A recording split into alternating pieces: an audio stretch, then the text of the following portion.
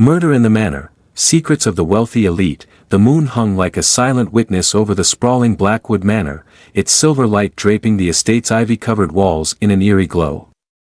The manor, a relic of old money and dark secrets, stood isolated atop a mist-shrouded hill, its towering spires piercing the sky like accusing fingers. Tonight, it played host to an exclusive gathering of the city's elite, a masquerade ball orchestrated by the enigmatic Lady Evelyn Blackwood, heiress to an empire steeped in whispers of scandal. The guests, adorned in elaborate masks and resplendent attire, sipped champagne under the grand chandelier, its crystalline tendrils casting fractured rainbows on the velvet-clad walls. But beneath the opulence, an undercurrent of tension rippled through the air, as though the house itself bristled with foreboding. For within the manor's labyrinthine corridors and shadowy corners lurked a sinister force, waiting to strike. As the clock struck midnight, a piercing scream shattered the revelry, freezing the revelers in their tracks. The sound seemed to reverberate through the very bones of the house, a cry so raw and anguished that it silenced even the orchestra. The guests turned toward the grand staircase, where the lifeless body of Reginald Carrington, a powerful financier, lay sprawled in a grotesque tableau. A crimson pool spread beneath him, staining the marble floor like a macabre painting. His mask, a golden phoenix, lay askew, revealing wide, unseeing eyes frozen in a final expression of terror. Gasps and whispers rippled through the crowd as Lady Evelyn appeared at the top of the stairs, her face pale beneath her glittering mask. "Nobody leaves," she commanded, her voice trembling with an authority that barely masked her fear. "The killer is among us." In the hours that followed, the grandeur of Blackwood Manor transformed into a claustrophobic trap as Lady Evelyn, assisted by the enigmatic detective Arthur Graves, began a search for the truth. Graves, a man with piercing eyes and an unsettling calm, immediately took charge, his presence as unyielding as the iron gates that encircled the estate. The guests, stripped of their masks, revealed not just their faces but their secrets, each one carrying a story darker than the last. There was Lord Abernathy, whose wealth was rumored to come from blood diamonds, Veronica Steele, the actress with a scandalous past that tabloids only whispered about, and the elusive Victor Moreau, an arms dealer with a grin as sharp as a blade.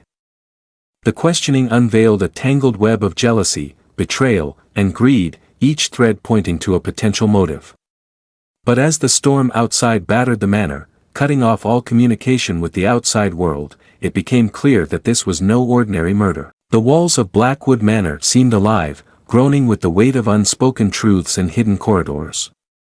Detective Graves, guided by an uncanny intuition, uncovered a secret passageway behind an ornate bookshelf in the library. The narrow tunnel reeked of damp earth and decay, its darkness swallowing the light of his flickering lantern. At its end lay a small chamber, its stone walls etched with cryptic symbols and a single, blood-stained dagger resting on an altar.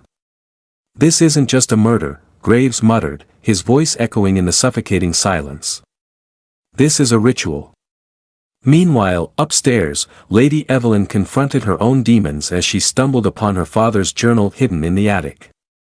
Its pages detailed a pact made generations ago, a pact that ensured the Blackwood fortune but came at a horrifying price. The final entry read, "The blood of the pure must be spilled to maintain the family's legacy." As dawn approached, the manor's oppressive atmosphere reached a breaking point. Guests were turning on one another, paranoia transforming allies into enemies. Lady Evelyn, clutching the journal, descended to the great hall, her trembling hands betraying her resolve. "My family has cursed us all," she confessed, her voice cracking under the weight of generations of guilt. But before she could elaborate, the chandelier above began to sway ominously. The assembled crowd watched in horror as the grand light fixture crashed to the floor, narrowly missing Graves, who stood at its center. The act was no accident, it was a warning.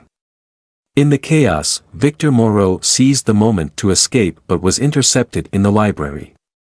His attempt to flee revealed his involvement not as the killer, but as a supplier of the ritual artifacts. In the final hours, the truth unraveled like a nightmarish thread. It was Veronica Steele, her once angelic face twisted with grief and fury, who confessed to the murder. Reginald Carrington, she revealed, had destroyed her family years ago through financial deceit, leaving her parents destitute and driven to despair. The ritual, however, had been a grotesque coincidence. She had no knowledge of the Blackwood Pact.